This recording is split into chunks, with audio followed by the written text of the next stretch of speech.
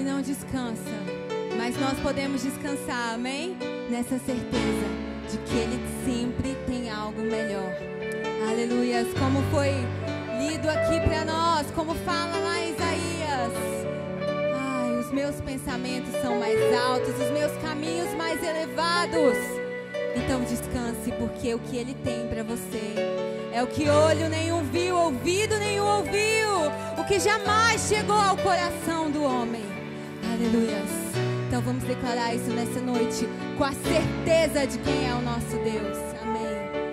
Nunca é igual ou pior, Tu tens algo melhor. Nunca é igual ou menor. Tu tens algo maior. Sim, eu sei, Deus, que nunca é igual ou pior. Tu tens algo melhor. Nunca é igual ou menor.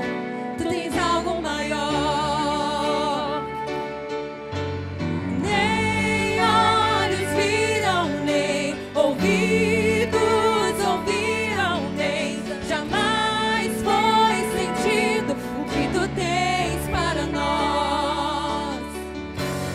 Nem olhos viram, nem ouvidos ouviram, nem jamais foi sentido o que tu tens para nós. E tu tens algo novo, inigualável, desconhecido. Jamais foi sentido o que tu tens para nós. E tu tens algo novo, inigualável, desconhecido. jamais foi sentido o que tu tens. Nunca é igual. Nunca é igual ou pior. Tu tens algo melhor. Nunca é igual ou menor. Tu tens algo maior. Nós cremos nessa verdade. Nunca é igual ou pior. Tu tens algo melhor. Nunca é igual ou menor. Tu tens algo maior. Nem olhos viram, nem ouvidos ouviram, nem jamais foi sentido o que tu tens para nós. Nem olhos viram, nem Ouvidos ouviram, nem jamais foi sentido. que tu tens E tu tens para algo nós. novo, e tu tens algo novo, inigualável, desconhecido. Jamais foi sentido o que tu tens para nós. E tu tens algo novo, inigualável, desconhecido. Jamais foi sentido. Tu E tens quanto para mais, nós. e quanto mais eu me envolvo, mais eu sei que ainda parece pouco pro que eu irei saber.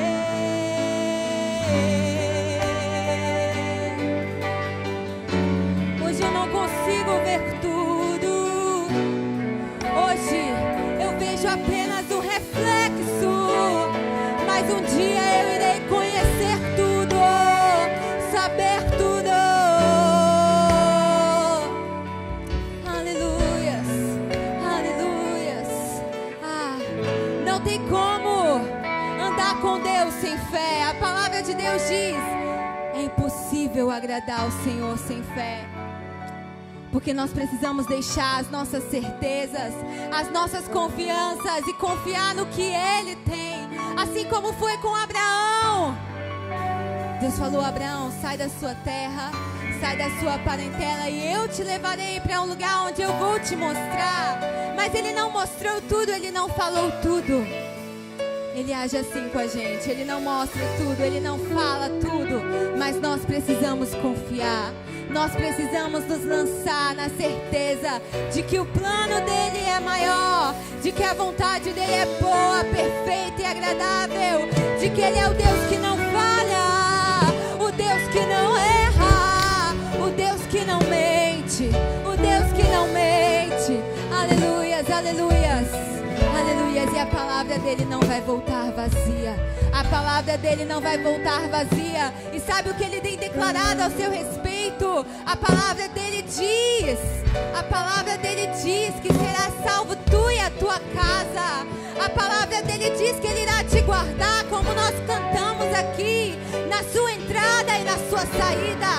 A palavra dele diz que ele é o Deus que não dorme, mas que trabalha para o bem daqueles que nele esperam. Aleluias, aleluias.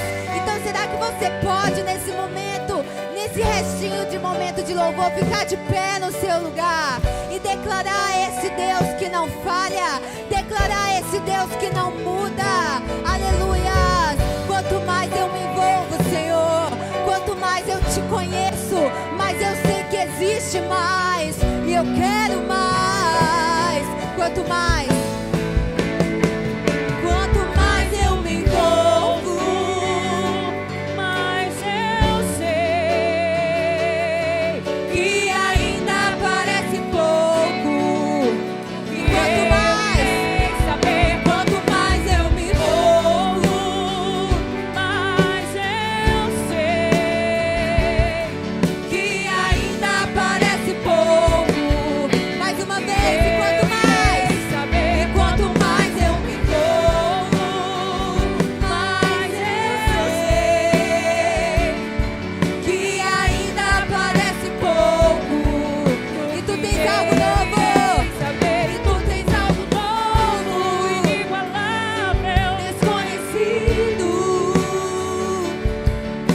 Jamais foi sentido o que tu tens para nós. E tu tens algo novo, inigualável, desconhecido. jamais foi. Amém?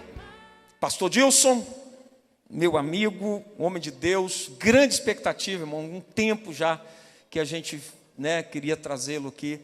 Então, uma alegria grande receber, a sua pessoa, que bênção demais. E nosso coração está aberto totalmente para receber de Deus. Em nome de Jesus. Muito obrigado, pastor Hudson, pastora Nilda. Eu quero cumprimentar os amados com a graça e a paz do Senhor Jesus. Amém, irmãos? Eu sei que grande parte dos irmãos já me conhecem. Eu sou lá de Barra de São Francisco, Igreja Batista Ágape. Já conheço aquela nobre criatura já de longas caminhadas. E a outra criatura do lado lá, desde os tempos da primeira igreja batista de Mantena, que ela tocava piano lá para eu pregar lá na igreja. Tempo que ela era muito tradicional ainda. Irmãos, é um prazer muito grande estar aqui com os irmãos. Esse culto tão abençoado, nessa igreja tão vibrante, que é um modelo para nós aqui em nossa região. Ministério equilibrado no poder, na palavra, no espírito, na liderança. Nós ficamos felizes por estarmos aqui para juntos aprendermos um pouco mais da palavra do Senhor. A minha esposa está ali, a Roberta, uma vez veio comigo ali na frente, aquela meio colorida ali. E tenho certeza, irmãos, que o Espírito de Deus vai falar aos nossos corações. Livro do Apocalipse, capítulo 5.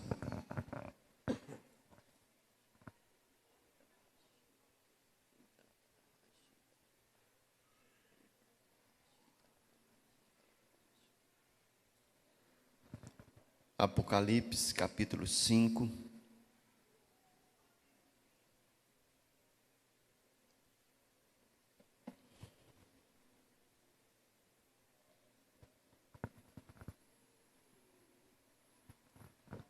Nós leremos apenas alguns versículos, do verso 5 em diante.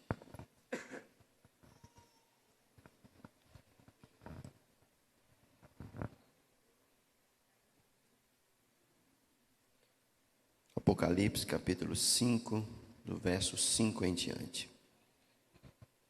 Diz assim a palavra: Então, um dos anciãos me disse: Não chore, eis que o leão da tribo de Judá, a raiz de Davi, venceu para abrir o livro e os seus 7 selos. Depois vi um cordeiro que parecia ter estado morto em pé, no centro do trono, cercado pelos 4 seres viventes e pelos anciãos. E ele tinha 7 chifres e 7 olhos, que são 7 Espíritos de Deus enviados a toda a terra. E ele se aproximou e recebeu o livro da mão direita daquele que estava sentado no trono. E ao recebê-lo, os 4 seres viventes e os 24 anciãos prostravam-se diante do Cordeiro. Cada um tinha uma harpa e taças ou salvas de ouro cheias de incensos, que são as orações dos santos. E eles cantavam um novo cântico, dizendo: Tu és digno de receber o livro e de abrir os seus selos, pois foste morto e com teu sangue comprastes para Deus gente de toda tribo, língua, povo e nação. E tu os constituístes reinos e sacerdotes para o nosso Deus, e eles reinarão sobre a terra. Amém, irmãos? O texto bíblico mencionado, e que é uma direção do Espírito de Deus para a nossa meditação nesta noite, por se tratar de um enunciado profético e celestial, ele é cheio de símbolos, de comparações do mundo do espírito através de ilustrações do mundo visível. São as famosas ilustrações, e principalmente são ilustrações proféticas, porque estão enquadradas dentro das revelações do Apocalipse. Nós vemos, irmãos, no capítulo 5, que nós estamos nele, que diante do trono de Deus havia um livro. João viu um livro, selado por dentro e por fora com 7 selos. E o significado desse símbolo é o transcorrer de toda a história da humanidade. É o livro selado onde Deus decretou toda a história da humanidade. E ninguém foi encontrado nos céus, na terra, dentre os homens e todas as demais criaturas, ninguém foi encontrado digno de abrir o livro. Ou seja, ninguém controla a história da humanidade. Nenhum homem, nenhum monarca, nenhum imperador, nenhum cientista, nenhum líder social, espiritual, nem os ricos, nem os pobres, nem os poderosos, nem os magnatas, nem os grandes homens de toda a história do Antigo, do Novo Testamento, em qualquer cultura, em qualquer domínio, em qualquer realidade, é digno, ou seja, tem o poder para controlar a história da humanidade. E João chorava muito por causa disso. Mas um dos 24 anciãos que estavam diante do trono disse: não chores, porque o leão da tribo de Judá, aquele animal que fala de grandeza, de majestade, que nós sabemos muito bem, é um dos símbolos da grandeza e do poderio do Senhor Jesus. Ele disse: o leão da tribo de Judá, ele é digno, ele tem o poder de abrir os 7 selos, ele tem o poder para tomar das mãos do Deus Todo-Poderoso o livro da história. Ou seja, ele está dizendo que a história da humanidade, por mais controversa que ela seja, por mais que hajam todos os tipos de contradições, por mais que hajam todos os tipos de abominações, por mais que não pareça, mas a história da humanidade está nas mãos do Senhor Jesus. É isso que o texto quer dizer. E a palavra diz que quando o Cordeiro recebeu das mãos do Deus Todo-Poderoso que estava assentado no trono o livro, que os 24 anciãos e os 4 seres viventes se prostravam diante do trono de Deus. Os 4 seres viventes simbolizam toda a criação que está submissa ao trono de Deus, está submissa ao Senhor. 4 seres viventes aqui, você vai ouvir diversas interpretações, mas a interpretação coerente é que toda a plenitude da criação está diante do trono de Deus, ou seja, está sendo governada por Deus. E a palavra fala de 24 anciãos, que é o que nós queremos absorver hoje aqui. Os outros símbolos eu expliquei, mas os 24 anciãos é a palavra que o Espírito de Deus quer ministrar aos nossos corações.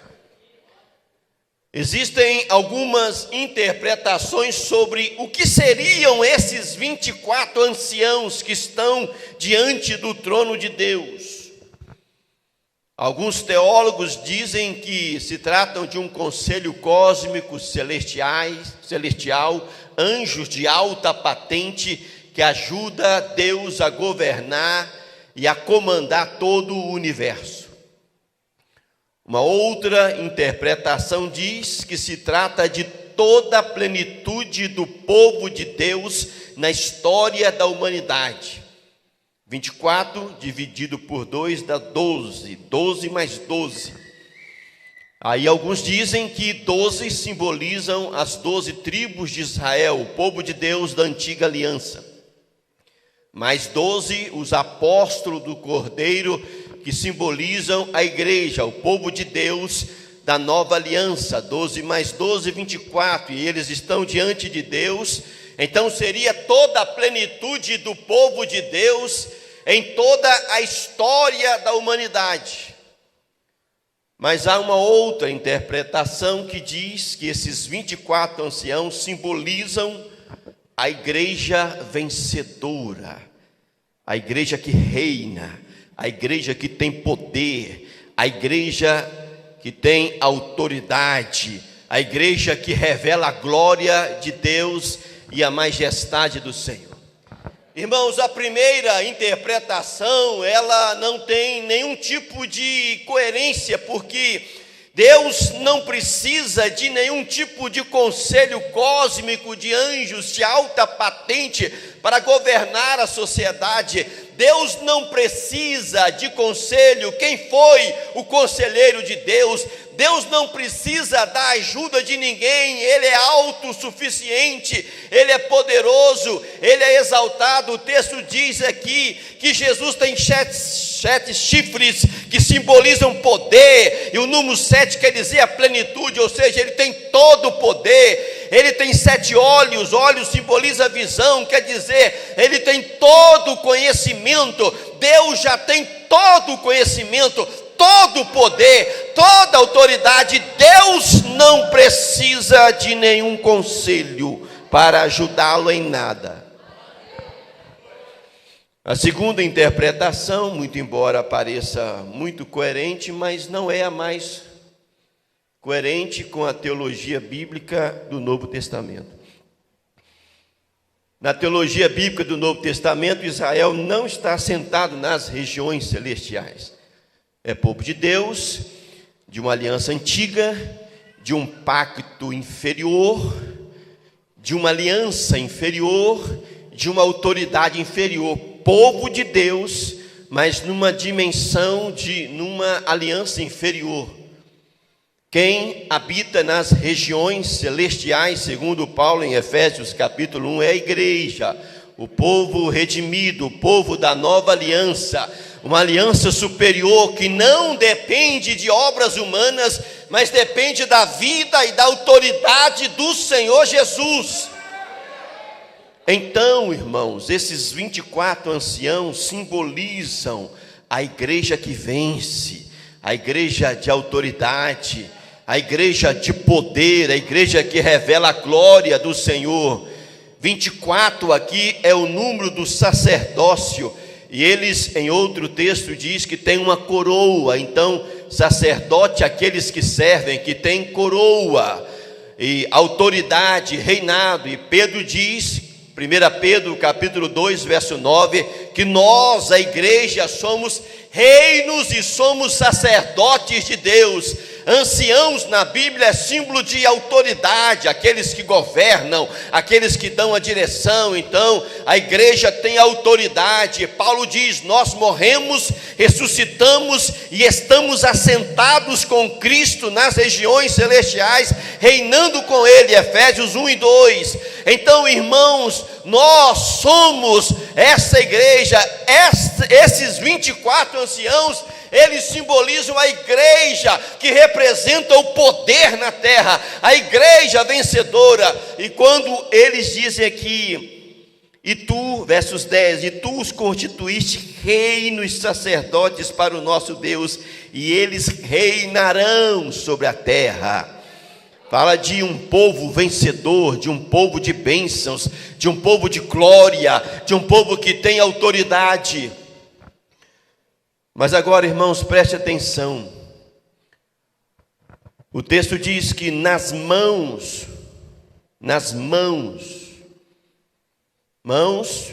na Bíblia simboliza trabalho. E no conceito popular também, quando nós queremos chamar alguém para o trabalho, a gente fala mãos à obra, é símbolo de trabalhar. Nas mãos dos 24 anciãos há dois instrumentos de trabalho: uma harpa e uma salva, uma taça cheia de incenso, que simboliza a oração e a adoração. Harpa não precisa nem falar, irmão. Até uma criança interpreta. Louvor, adoração. Incenso, a Bíblia é muito clara, simboliza adoração, mas prioritariamente simboliza oração. Os 24 anciãos trabalham com adoração e com oração. São as armas que levam a igreja a vencer, que levam a igreja a demonstrar o poder de Deus, o reino e o sacerdócio dentre os homens. E nós queremos falar dentro desta realidade, irmãos, sobre esses dois instrumentos que nós temos que trabalhar neles, ou usá-los para que nós venhamos realmente ser uma igreja vencedora aqui na terra, uma igreja que traz os céus para a terra, uma igreja que está sentada com Cristo nas regiões celestiais, mas que revela este mesmo poder aqui na terra, revelando a glória do Senhor. Mas antes disso, o Espírito Santo quer trazer uma palavra de correção, de trato. Ele quer tratar conosco sobre o despojamento que nós temos que ter primeiro das armas carnais. A Bíblia diz que nós temos que despojar as vestes antigas para vestir as novas. Temos que destruir o antigo para edificar o novo. Você não pode ter nas suas mãos uma harpa, incenso e ter ao mesmo tempo uma arma carnal. Não pode viver essa dualidade de vida. E existem algumas armas carnais que às vezes nós usamos, e alguns até pensam que vão vencer com elas, alguns até pensam que vão triunfar com elas, mas na verdade caminham para a derrota, na verdade caminham para o abismo e não contribuem para o revelar da glória e da majestade do Senhor nosso Deus. O primeiro é o orgulho, arrogância e altivez. Os 24 anciãos não estavam com o nariz empinado diante do trono. Eles estavam prostrados. Eles não olhavam para si e diziam: dignos somos nós de abrir o livro. Dignos somos nós de reinar gloriosamente por nós mesmos. Eles se prostravam e diziam: digno é o Cordeiro de Deus.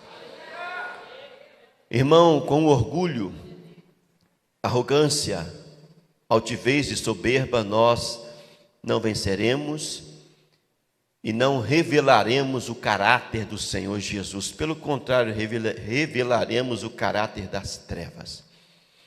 Quem disse: eu subirei, eu serei maior ou igual ao Altíssimo, eu serei grandioso, foi o anjo caído, que o levou à derrota e ao fracasso.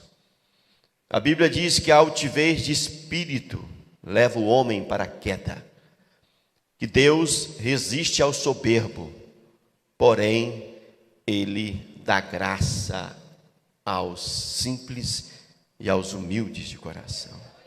Com soberba, irmão, você não vai vencer, não vai triunfar no reino de Deus, não.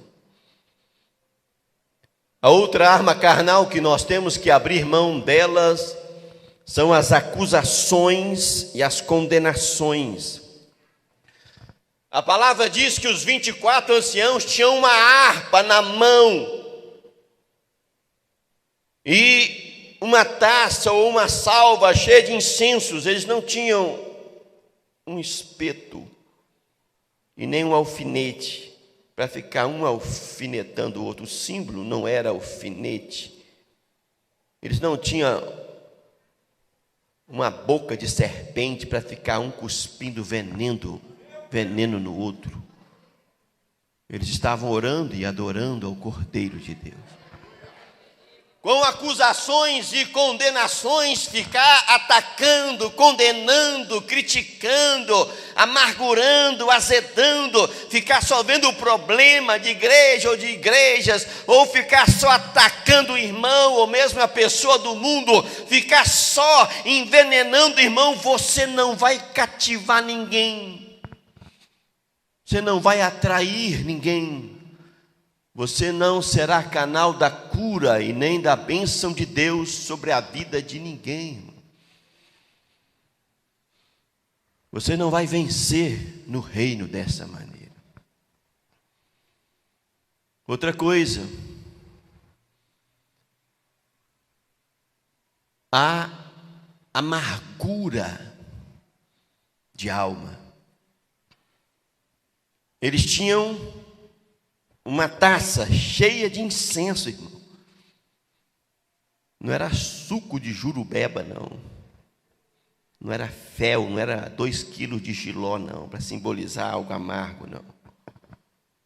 Era oração e louvor. Com amargura e veneno de alma, nós não atraímos e nem abençoamos ninguém.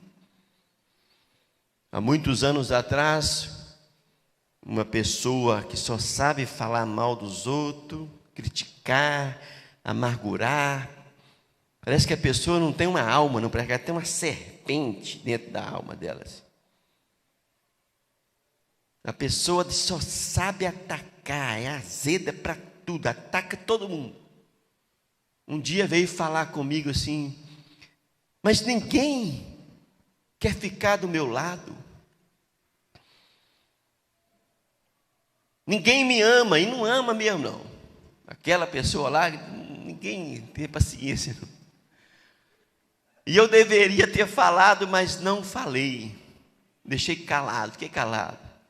Eu deveria ter falado, mas ninguém quer abraçar uma serpente cuspideira de veneno, não.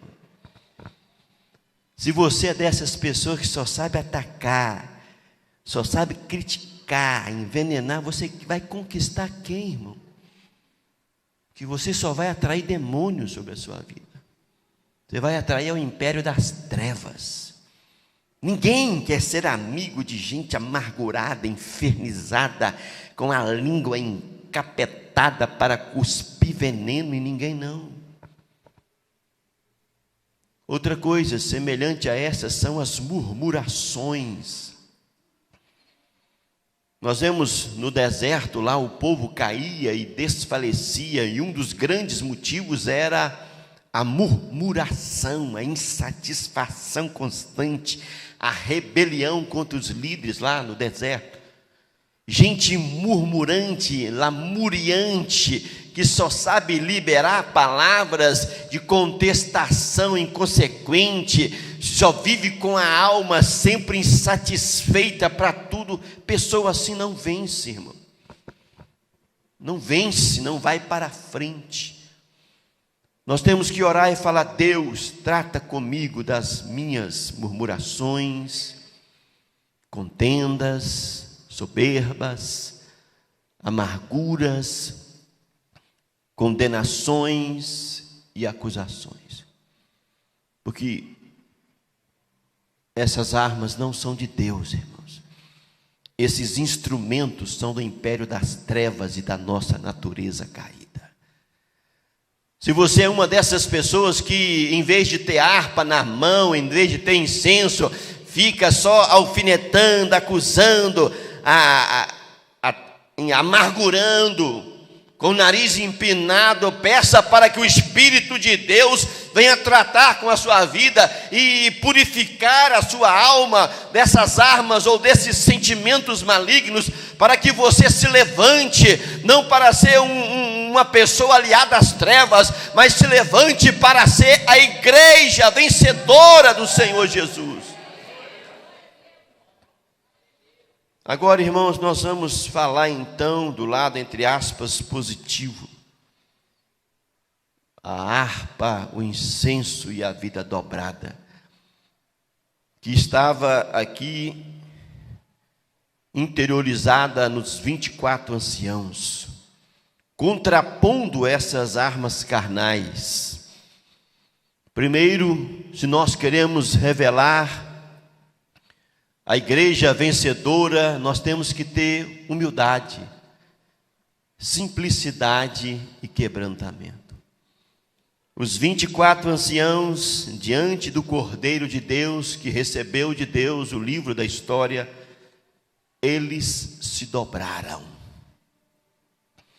e disseram: digno é ele, o Cordeiro de Deus.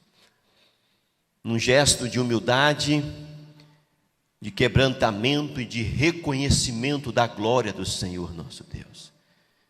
Irmãos, nós crescemos e nós vencemos com os nossos joelhos espirituais dobrados, em contrição.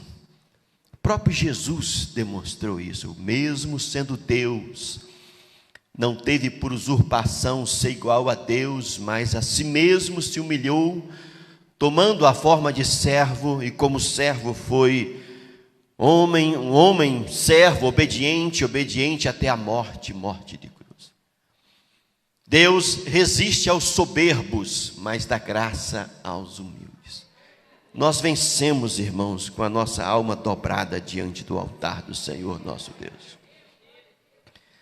Eu me lembro da história de um pastor americano, pastor Batista, saiu do seminário com aqueles doutorados em teologia, e ele assumiu uma igreja daquelas antigas que outrora foram grandes, mas com o passar dos anos foram se decompondo, e sobrou lá uns 50 idosos de cabeça bem branquinha, só os idosos mais antigos mesmo.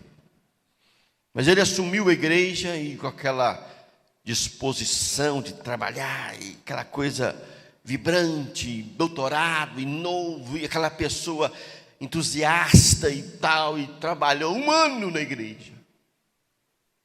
E a igreja, em vez de crescer, diminuiu. Em vez de 50, uns 30 idosos. Aí ele reuniu os irmãos para fazer uma reunião, agoniado da vida, e falou assim: irmãos, eu trabalhei igual um louco nessa igreja em um ano. E a igreja, em vez de crescer, diminuiu. Quero ouvir os irmãos. Aí um irmão falou assim: ó, o que a gente tem que fazer é vender esse prédio aqui, comprar no outro lugar vai ser melhor e vai voltar a crescer. O outro falou assim: essa igreja precisa de mais dinheiro, nós temos que ter mais dinheiro para fazer a obra. Aí o outro irmão falou assim: sabe de uma coisa? Cada um aqui caça uma igreja aí, onde tem aí outra, e vamos fechar essa aqui. O pastor saiu arrasado da reunião. Aí ele entrou no gabinete dele, destruído, ajoelhou lá no gabinete e falou assim: Jesus, eu morri. Eu acabo de morrer. Trabalhei um ano, lutei, a coisa deu tudo errado. Agora eu acabo de ouvir o que esses irmãos me falaram. E ele disse assim: Jesus, eu estou morto. Ele sentiu que uma presença entrou dentro do gabinete, e ele, com os olhos fechados, uma mão tocou nos ombros dele e falou assim, com ele assim: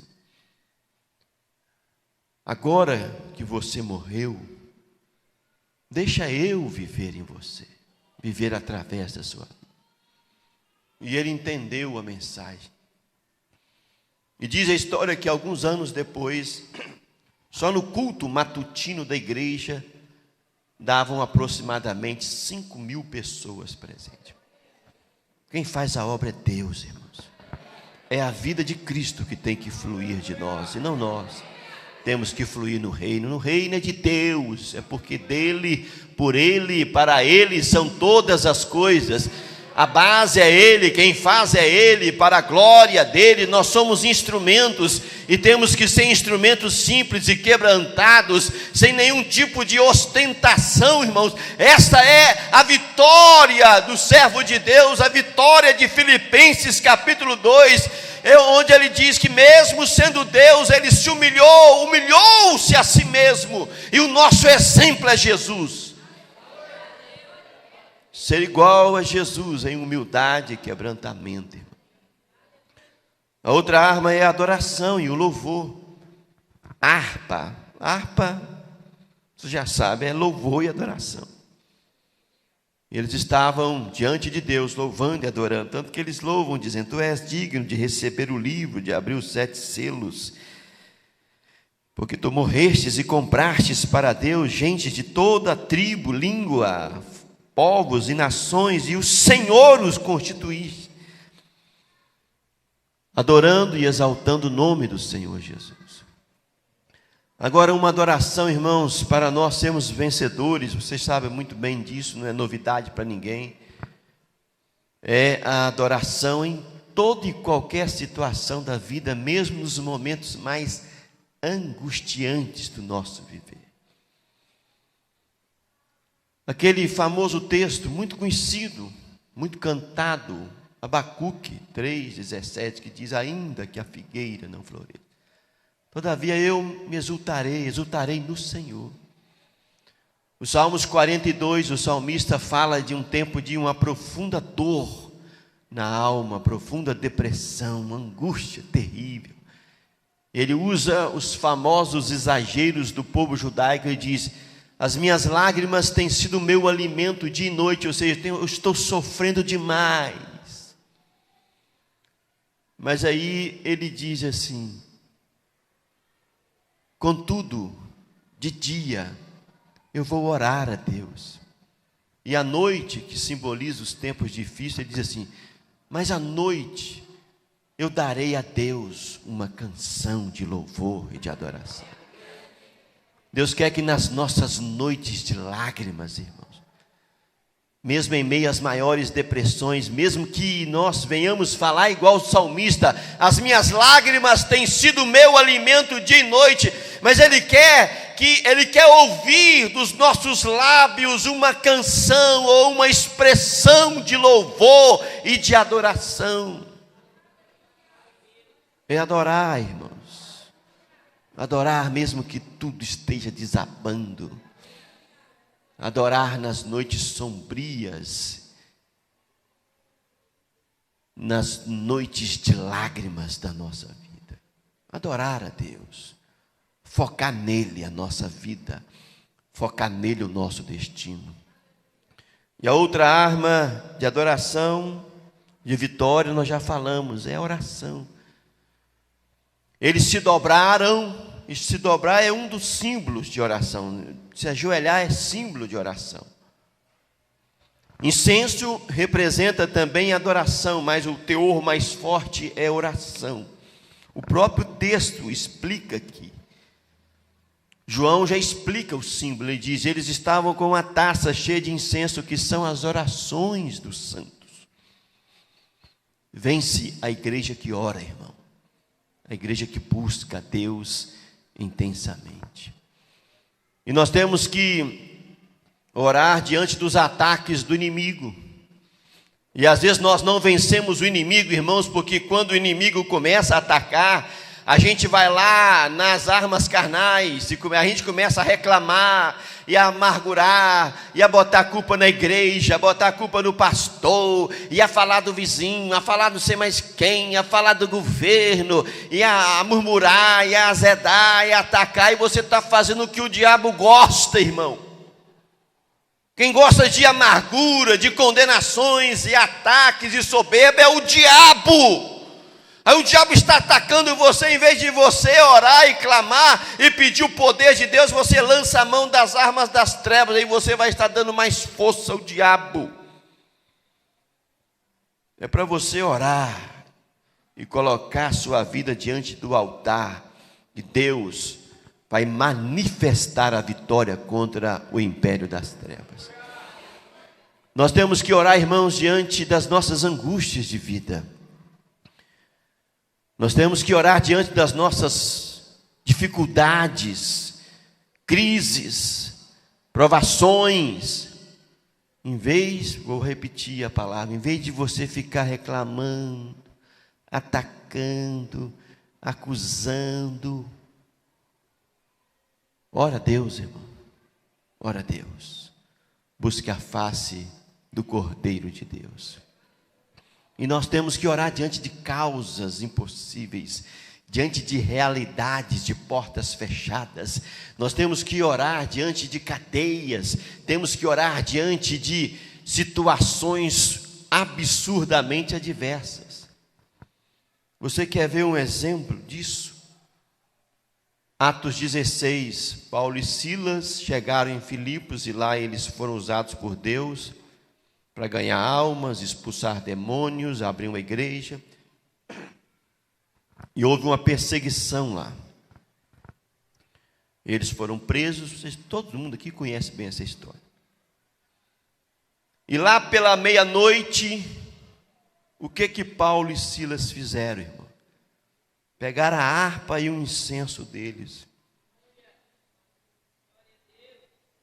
Paulo não ficou lá com o nariz empinado e dizendo: eu sou o apóstolo Paulo, eu sou grande, eu sou poderoso, eu sou Paulo, eu tive uma experiência poderosa com Jesus. Por que Deus está permitindo? Eu já escrevi quase que a metade do Novo Testamento, eu sou um grande escritor, eu sou uma pessoa famosa. No futuro todo mundo vai me elogiar, vai ter prédio com meu nome, cidade com meu nome, vai ter estado com meu nome, igrejas com meu nome. Eu sou o cara. Estava não, irmão. Orgulho não. E não estava lá reclamando de nada da injustiça, não estavam reclamando de nada, nem amargurando, nem acusando o carcereiro, não estavam lá atacando ninguém, não tinha arma carnal na mão de Paulo e Silas, não. Tinha louvor e oração. Louvor e oração, irmão. E Deus fez o milagre naquele lugar. As cadeias se romperam, vidas se converteram e uma poderosa igreja foi fundada ali na cidade de Filipos. Você viu aqui em Atos 16, Paulo e Silas vencendo. Eles venceram com louvor, oração e adoração e clamaram a Deus. E Deus colocou uma palavra de autoridade, a glória do Senhor desceu naquele lugar. A igreja celestial se manifestou ali e as cadeias do inferno foram quebradas, vidas foram tocadas. O reino de Deus se manifestou naquele lugar, irmão. Amém? Você está entendendo a palavra de Deus? Então você vai se levantar daqui hoje e vai dizer: Deus, trata mais comigo na minha soberba, na minha arrogância, nas amarguras, e coloca mais dependência, oração e adoração no meu interior. Amém, irmão? Amém? Esta é a palavra de Deus para a sua vida. Eu só vou pedir, se pelo menos uma pessoa puder tocar aqui o teclado, uma só, não precisa ser todo mundo não. E nós queremos orar por você, irmão. Você que quer hoje, eu vou usar aquele termo antigo nosso, se consagrar baseado nessa palavra. Você que entende que ainda tem muita soberba, vaidade, ou tem amargura, você só vive acusando, atacando, você entende que precisa ser tratado e que precisa elevar mais o seu nível de adoração e o seu nível de oração. Gostaria, quem quiser, isso é apenas um pedido, você viesse aqui à frente, nós vamos orar a Deus pela sua vida. Quem quiser receber essa oração específica em cima desta palavra, e se tiver algum outro motivo também, pode vir. Quem quiser, nós vamos orar a Deus pela sua vida. Aleluia.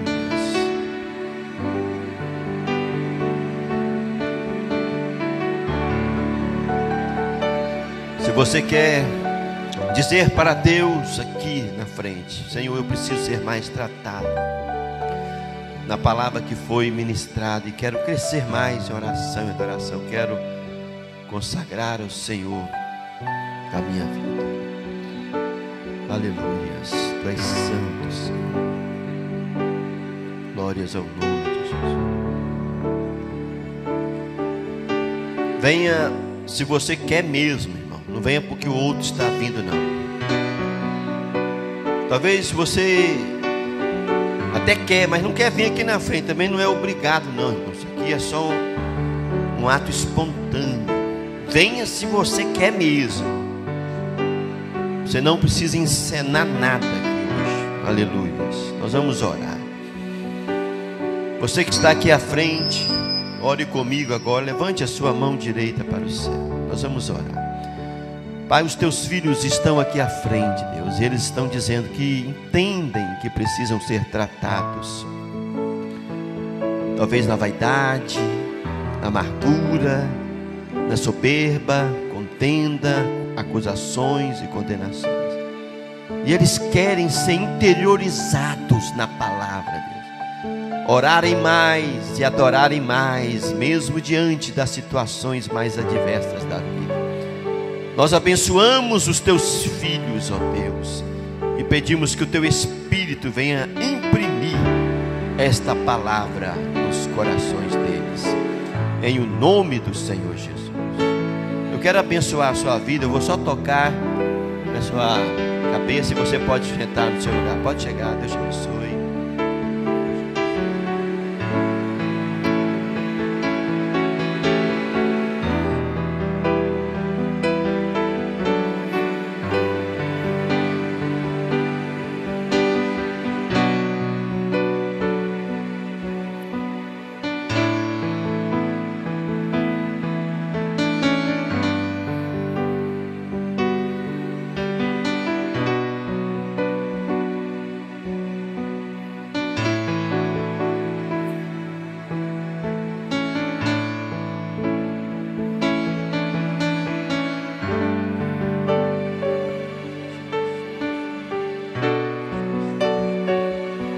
Aleluias. Irmãos, vamos orar.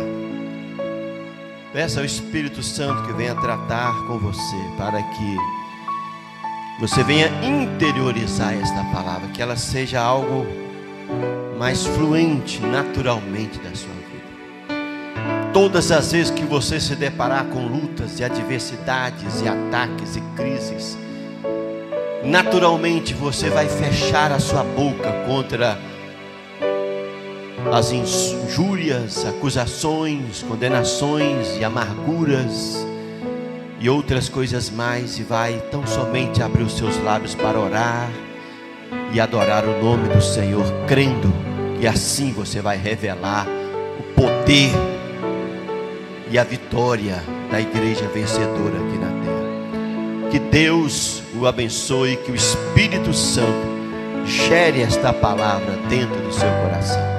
Amém, irmãos?